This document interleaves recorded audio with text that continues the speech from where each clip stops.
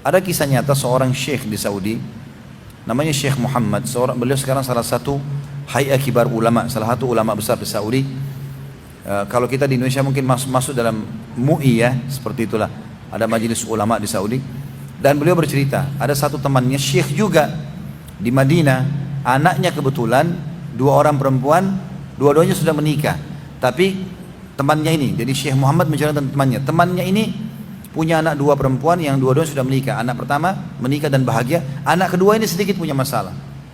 Masalahnya adalah waktu dilamar sama seorang laki-laki yang berwibawa, orang yang terkenal di sukunya, orang kaya raya, dan secara kelihatannya orangnya baik gitu. Maka diterima lamarannya. Kebetulan anaknya syekh ini yang dari Madinah, dari 2 orang ini yang paling soleha yang kedua ini, baik sekali. Dan dikagetkan syekh ini yang di Madinah ini, temannya Syekh Muhammad. Waktu anaknya berkeluh kesah, anaknya mengatakan, ayah, saya tidak menyangka kalau Allah mendatangkan cobaan ini kepada saya. Kata dia, kenapa? Bilang, Allah memberikan saya suami yang luar biasa nih, kasarnya luar biasa. Tidak pernah lewat 2 hari dari kehidupan kami kecuali pasti mukul. Dan mukulnya itu sangat menyakitkan.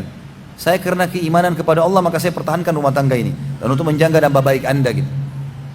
Baik, kata ayahnya si perempuan, saya coba nasihati. Dinasihatilah anak mantunya, tidak mengerti juga. Maka kata Syekh Muhammad, dia datang kepada saya lalu berkata, akhi, saudaraku, saya sudah malu sama anda karena sering berkeluh kesah. Kata Syekh Muhammad, apa-apa, sampaikan aja, kenapa?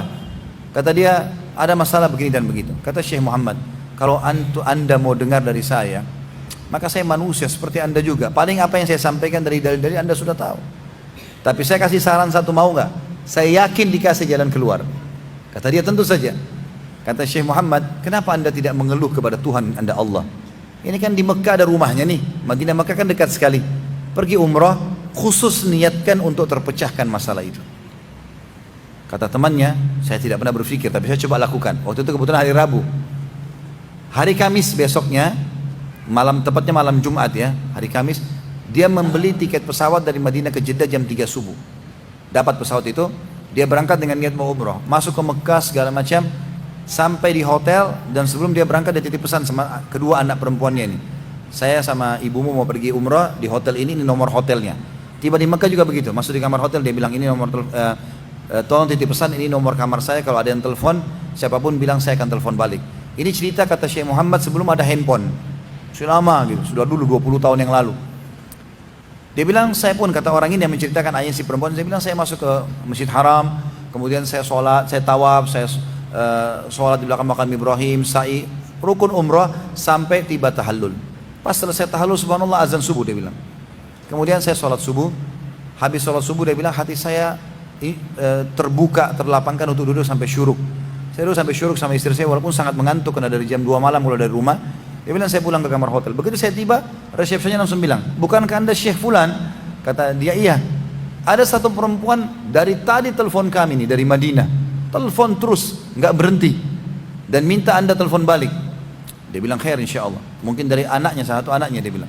Dia bilang saya telepon balik. Saya telepon pertama ke anak saya yang pertama yang perempuan yang bahagia ini. Setelah salam, nak apa kau telepon ayah? Enggak telepon. Mungkin adik saya si Fulana. Kata Syekh ini, ayahnya si perempuan ini bilang, saya sudah bayangkan bahkan ada masalah baru, pukulan baru, keluhan baru. Tapi sudahlah, saya terima keluhan anak saya. Saya telepon, kemudian anak saya angkat. Saya tanya, nak, setelah salam, apa kau telepon? Dia bilang, iya. Saya telepon ayah. Khairan insya Allah, mudah-mudahan baik. Dia bilang, ayah, demi Allah, saya seperti orang mimpi sekarang. Tadi malam suami saya pukul saya dan marah-marah, gitu kan? Dan dia tidur di kamar sebelah. Kurang lebih 1 jam atau 2 jam yang lalu dari sekarang, suami saya masuk ke kamar, nangis-nangis dan sampai sekarang masih nangis di depan saya ini, meminta maaf kepada saya dan berjanji akan memperbaiki keadaan rumah tangga ke depan. Orang kalau berkeluh kesah sama Tuhannya teman-teman, Allah maha mendengar, maha melihat, tidak melalui perantara, tinggal antara kita sama sang pencipta Allah. Cuman kadang-kadang kitanya tidak diikuti dengan satu poin penting, keyakinan. Yakin teman-teman sekalian. Antum kalau lagi, misal seseorang punya anak, anaknya sakit dan dia butuh pinjam uang dari seseorang, atau antum lagi punya hajat penting mau pinjam uang sama seseorang, kira-kira bagaimana cara antum membahasakan ke orang itu? Pasti kita akan konsentrasi, betul-betul tunjukkan kesedihan, kalau perlu anak kita bawa agar orang ini mengatakan iya saya bantu. Itu namanya orang yang khusyuk, yakin. Dia cuma menunjukkan keyakinan supaya orang ini bisa menerimanya. Jadi orang itu merasakan responnya. Kita harus yakin teman-teman sekalian. Kata Nabi SAW, Udu rabbakum mukinuna bil ijabah. Fa inna Allah la yaqbalu du'a min qalbil ghafil.